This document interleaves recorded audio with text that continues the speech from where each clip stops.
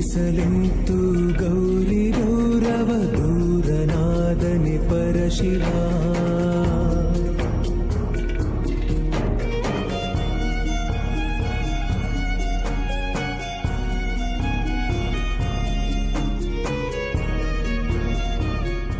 ಲೋಕಕ್ಕೆ ಶಕ್ತಿ ಇಲ್ಲದೆ ಶಿವ ಶವ ಎಂದು ತಿಳಿಯಬೇಕಿತ್ತು.